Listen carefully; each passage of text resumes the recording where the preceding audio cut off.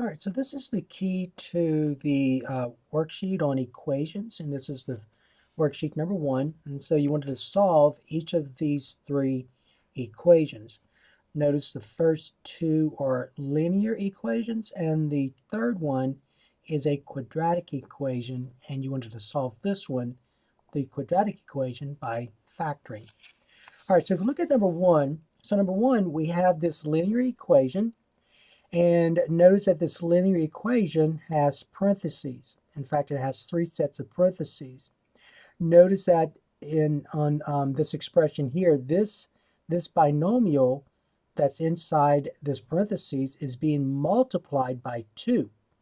And over here, x plus 2 is being multiplied by -4, and then x minus 1 is being multiplied by 3. So we're going to use the distributive property. So the distributive property indicates that each of those terms that's inside the parentheses is going to be multiplied by 2. Over here, each of those terms inside the parentheses would be multiplied by -4. So that's that distributive property. And over here, each of these terms here will be multiplied by +3. So if I do that, 2 times 5x is 10x. 2 times a -1 is a -2. A -4 times x is a -4x, and a -4 times 2 is a -8. Equal, over here I have 2x, I'm just going to bring that term down, and then I'm going to multiply each of these by +3. 3 times x is 3x, and then 3 times a -1 is a -3. So I use the distributive property to get rid of these parentheses. Now I'm going to combine like terms. So on the left-hand side of the equal sign, and notice I'm trying to align my equal sign as much as possible. But on the left-hand side of the equal sign, I know that I can combine 10x, and a -4x. Those are like terms. So they both have x to the first power. So that's what makes them like terms. They have the same variables raised to the same exponent. So 10x minus 4x is 6x. So when I combine 10x and a -4x, I get 6x. The constants, in this case integers, so these two integers, a -2 and a -8, when I add those, that's a -10.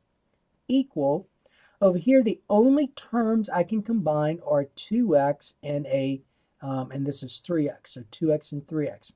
So a +2x and a +3x is a +5x, and then -3.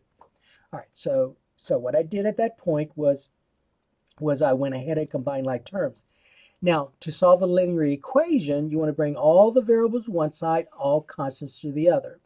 And it does not matter which side you bring either of those on. I'm going to go ahead and bring the variables to the left-hand side and the constants to the right-hand side. So to do that, you're going to use your properties of equality. So notice I have 5x here, and that's a +5x. In order to get that to be a 0, I've got to subtract 5x.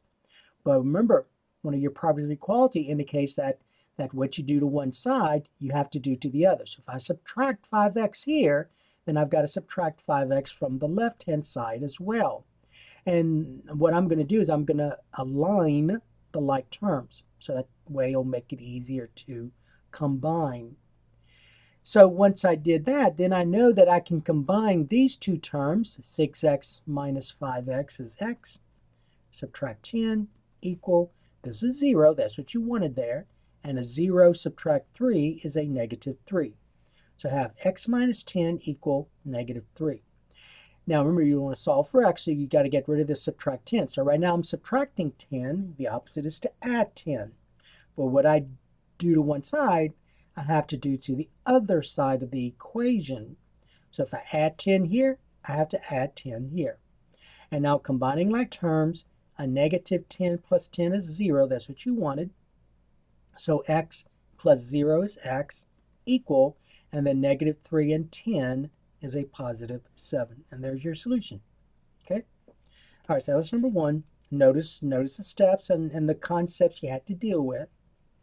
Number 2, we have x minus 1 divided by 3 plus 2x plus 3 divided by 4 equal 1 minus 4x divided by 2.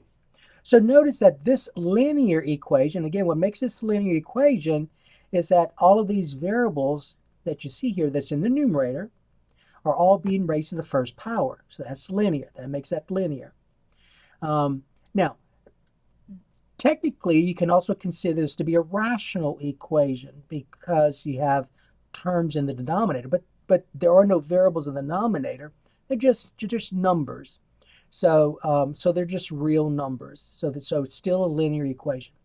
If there are variables in the denominator, then it would no longer be linear. But we're dealing with a linear equation here.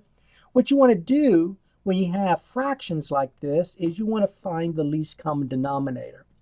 So the least common denominator, so the smallest number that 3, 4, and 2 will go into is 12. So your least common denominator is 12. And we're going to go ahead and clear those fractions by multiplying both sides by the least common denominator.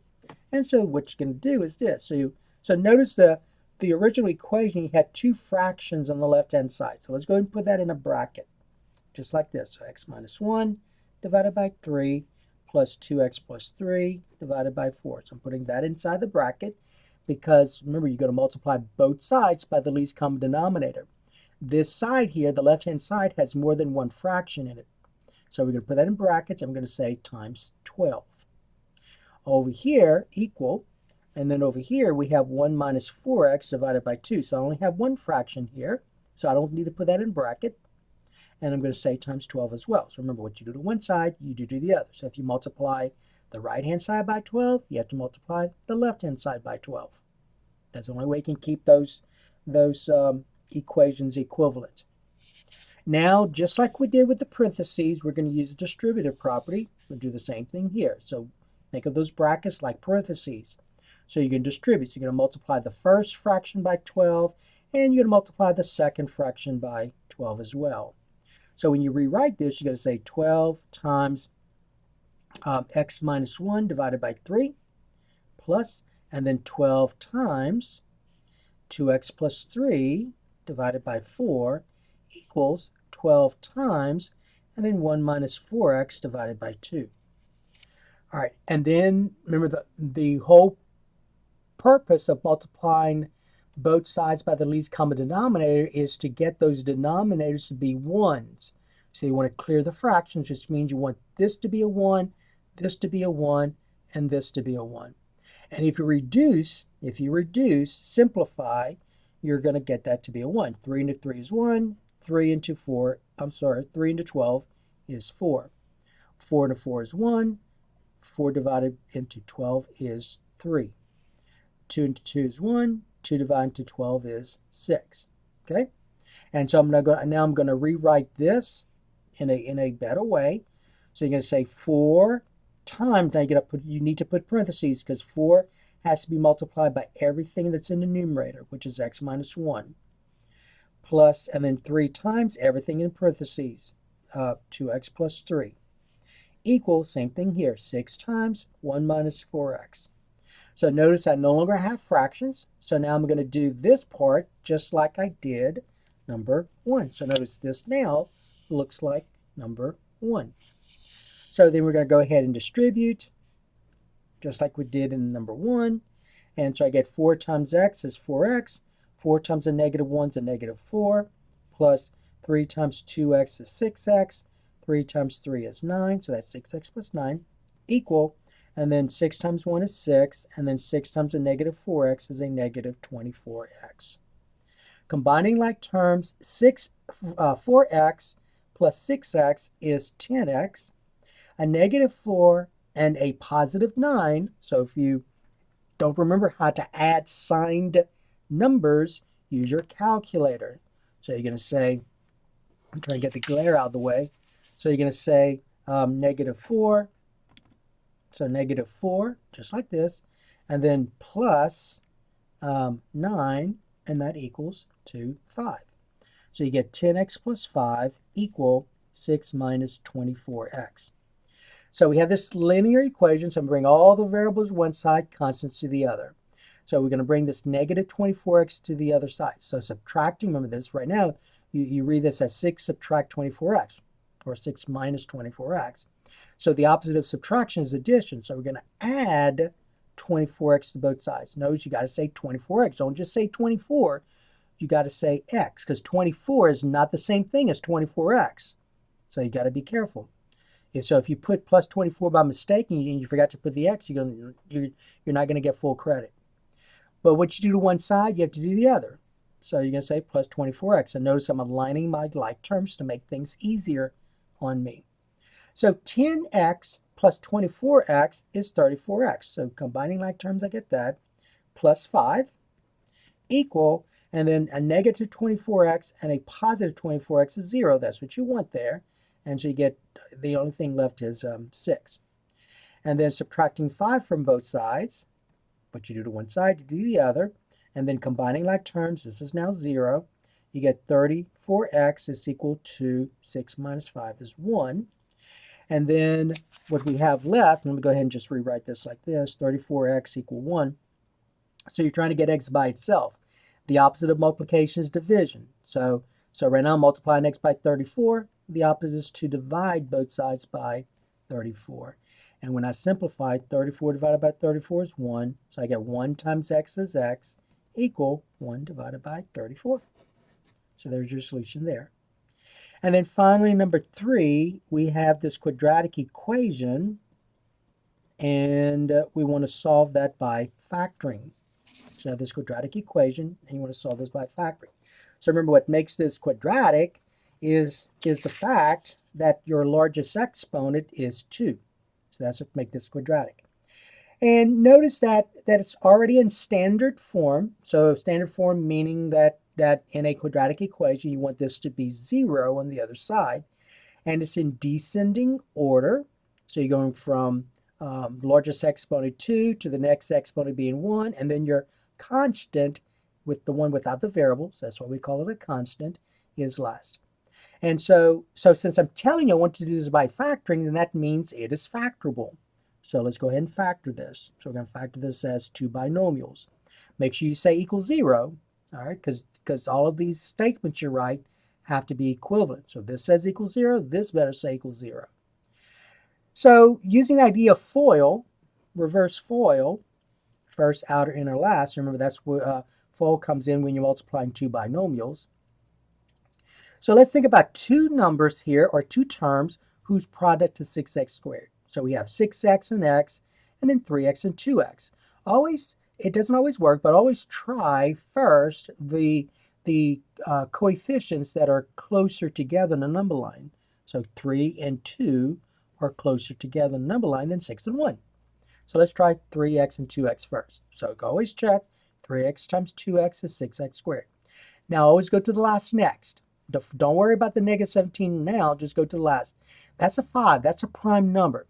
The only 2 numbers, the only 2 integers, I should say, whose product is 5 and 1. Now, it is going to matter where you put the 5 and the 1. It is going to matter. So let me go ahead and kind of do this. So I'm going to go ahead and rewrite this. So 3x and then 2x. So 3x times 2x is 6x squared, which is what I wanted here. Now I need this to be a 5. So if I put the 5 here and the 1 there, let's see if that works. So trial and error. Now notice the last sign's positive.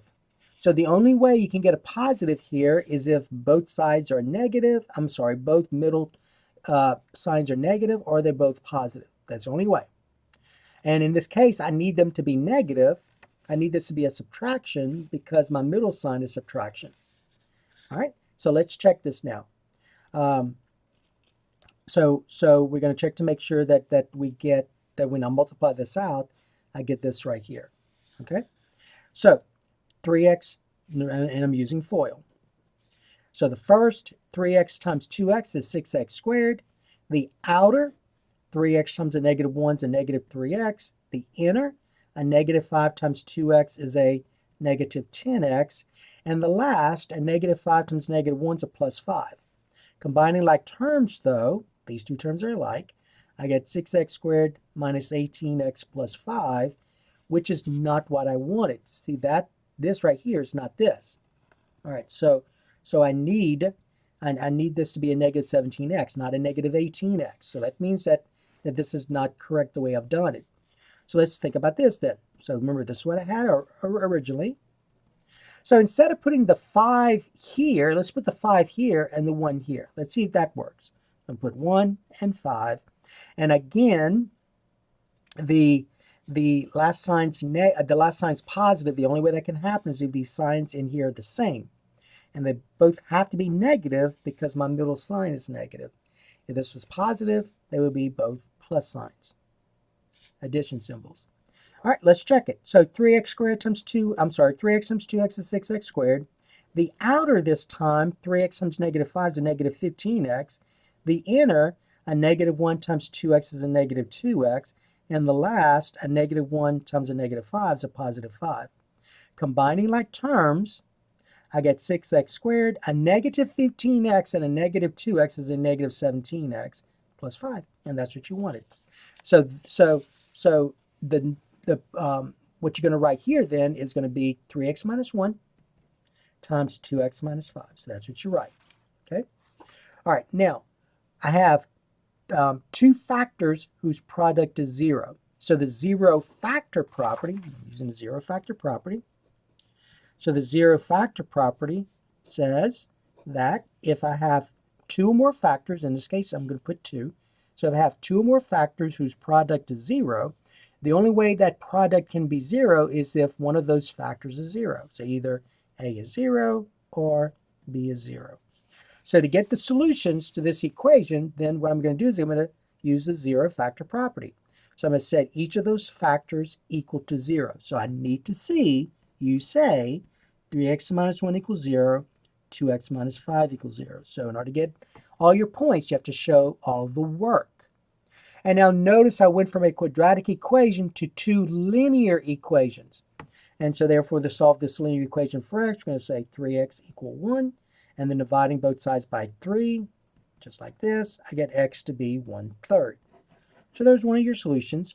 Over here, adding 5 to both sides, I get 2x equal 5. And then dividing both sides by 2, your other solution, notice 3 divided by 3 is 1. So 1 times x is x. So that's how I get an x here.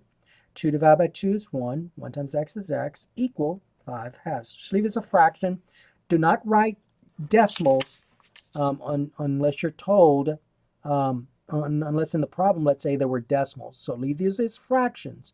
Do not use decimals. All right, and so that's it. So that is the same thing here. Do not use decimals. Leave this as 1 divided by 34. If you use decimals, you're not going to get full credit. Okay? All right, and that's it. And the reason you're not going to get full credit is because some of you, what you're going to do is you're going to say x equal this right here. Using your calculator, you're going to say x equal 0.3 or 0.33. That's not true. X is not equal 0.33. Because when you look at this, this is in a calculator, 1 divided by 3. 1 divided by 3 is 0.33333 repeating. It just continues on. It never stops. So technically, it would look something like this, 0.3 with a bar. Remember that little bar? But again, do not use a decimal. Leave it as a fraction. All right, so if you wrote it like this, like I had here, that's an approximation. So x is not equal 0.33. X is approximately equal to 0.33. All right, but I wanted the exact solution, not an approximation. All right, so that is the key to worksheet number 1.